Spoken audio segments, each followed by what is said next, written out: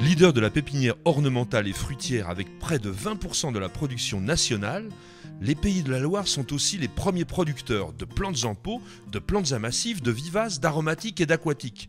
Il était donc tout naturel que le Salon du végétal soit organisé à Angers. Couvrant environ 4500 hectares, dont plus de 500 de serres, les Pays de la Loire et principalement le Maine-et-Loire constituent la première région horticole de France. Cela représente un pôle d'environ 760 entreprises qui génèrent plus de 5000 emplois.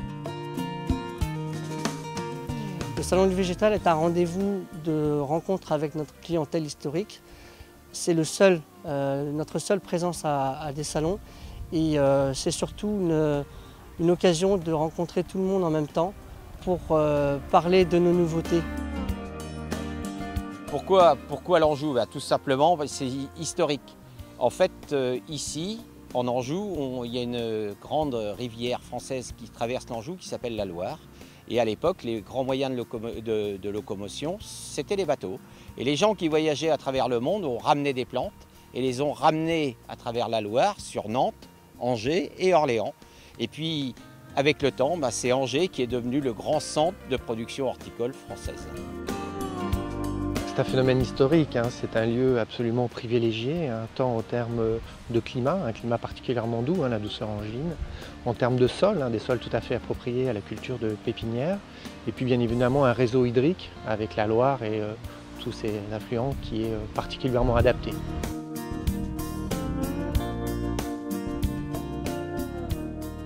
Alors l'horticulture angevine est très reconnue et très implantée en Anjou parce qu'il y a déjà le climat qui est favorable à l'horticulture.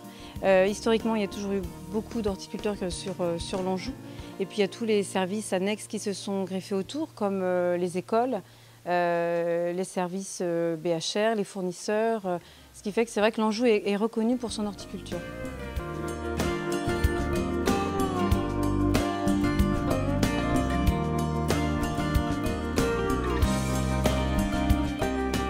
Quand on voit la diversité de toutes les pépinières, qu'il s'agisse des arbres, des arbustes, des vivaces et de l'horticulture, les bulbes, on a aujourd'hui les plus grands noms de la pépinière française qui sont installés dans le département.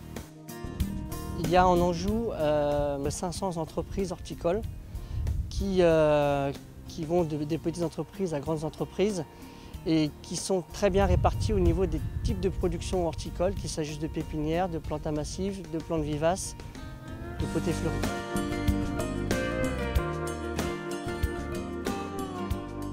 On manipule beaucoup de plantes, donc maintenant on a des engins de plaçage, on a des rampes d'arrosage, on a une gestion du climat, une gestion informatique des stocks. C'est vrai qu'on s'industrialise pour toujours répondre au mieux aux demandes des clients.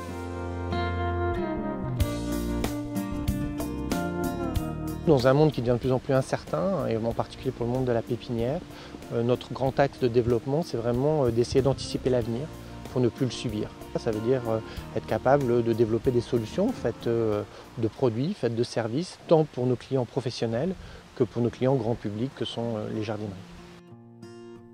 Au-delà de sa vocation de porte-drapeau de l'horticulture et de la pépinière angevine, le Salon du végétal dépasse les frontières, y compris celles de l'Hexagone, en affichant une véritable vocation internationale.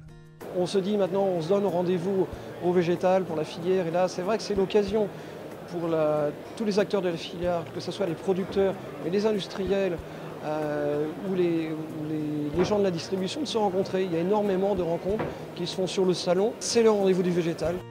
Rendez-vous donc à Angers en février pour le prochain Salon du végétal. Entrée, c'est ouvert.